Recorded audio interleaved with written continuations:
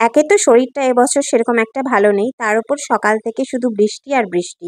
তাই জন্য একদম সন্ধ্যের দিক করে দাদাকে রাখি পরাতে গেছিলাম। আর তার জন্য কিন্তু এবছরের আমার রাখি পূর্ণিমাটা এরকমই কাটলো। আশা করি তোমাদের সকলেরই খুব ভালো কেটেছিল, খুব আনন্দে কেটেছিল।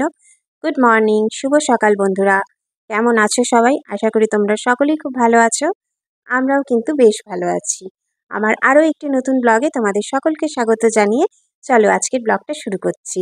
তো এই যে দেখো সারাদিনের পরিস্থিতি, মানে ওয়েদারের পরিস্থিতিটা তো দেখতেই পারলে, এতটা জল জমে আছে কি বলবো। আর তার উপরে তো শরীর সেরকম একটা ভালো নেই।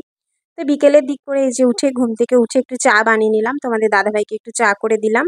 আর মিকিও ঘুমোচ্ছিল তখন, ওকে উঠিয়ে রেডি করালাম। আর এই যে দেখো মিকি হাতে কিন্তু সুন্দর মিষ্টি মিষ্টি পিঙ্ক কালারের। তোমরা তো সবসময় জানো, আমি ব্লগে বলেই থাকি মিকির একদম প্রিয় কালার হচ্ছে পিঙ্ক। ওর ওপর থেকে নিচে ও যাই পরে পিঙ্ক কালার পরতে ভীষণ ভীষণ ভালোবাসে। তো যেহেতু আজকে আমাদের দোকানটা বন্ধ ছিল, তো সকালের দিক করে মা বাবা এসে ওকে ওই বাড়িতে নিয়ে গেছিলো। আর দেখো মিকির জেম্মা মিকিকে একদম সুন্দর মিষ্টি মিষ্টি দিদিভাই কি করেছে, আজকে যেহেতু রাখি, তবে মিকি কিন্তু দাদাভাইকে মানে আমার ভাসুরের ছেলেকে সুমনকে কিন্তু রাখি পরায়নি। যেহেতু 5 বছর হয়নি এখনও, ওই জন্য এখনও আমি ওকে পরাতে দিই না। তবুও দিদিভাই দেখো ওকে সুন্দর মিষ্টি রঙের পিঙ্ক কালার যেহেতু পছন্দ, 2 হাত ভরে চুড়ি পরিয়ে দিয়েছে। চুড়িগুলো কিন্তু ভীষণ সুন্দর ছিল দেখতে, আর যথেষ্ট মিকির হাতে কিন্তু যথেষ্ট সুন্দরও লাগছিল।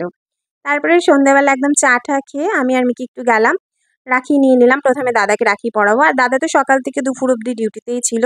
তো আমি বলে দিয়েছিলাম যে সন্ধ্যাবেলা একটু বাড়িতে থাকিস। তো এই যে দেখো রাখি নিয়ে এই যে 2 বোনের জন্য 2টো পুতুল পুতুল রাখিও নিয়েছি। আর তোমরা তো জানোই রাখি বন্ধন হলো আমাদের ভালোবাসার বন্ধন, বন্ধুত্বের বন্ধন, যা কিছু বলতে পারো।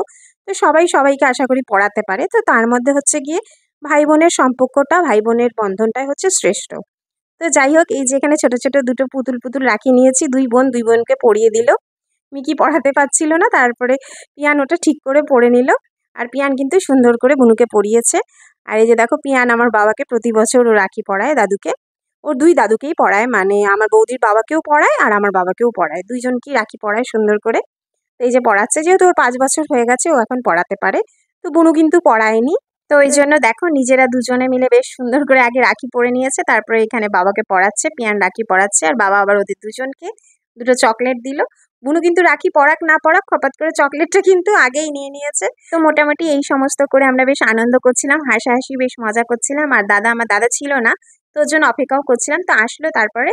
এই যে দেখো আমি এখন রাখিটা পরাচ্ছি, আর তারপরে হাসাহাসি করছিলাম। বাবা রাখি পরে চলে গেছে হচ্ছে তালের বড়া ভাজতে। তো আমি ওকে বলছিলাম দাঁড়া, তোকে রাখি পরিয়ে কিন্তু তালের বড়া খাওয়ানো হবে। সেই বলে হাসাহাসি করছিলাম, আমরা বেশ মজা করছিলাম। আর পিয়ান বলছে পাপা তোমাকে মিমি রাখি পরাচ্ছে, তো ওই জন্য দাদু তালের বড়া বানাচ্ছে।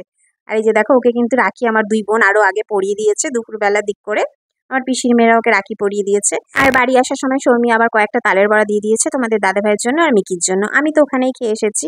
আর বাবা আর শর্মি মিলে এগুলো বানাচ্ছিল।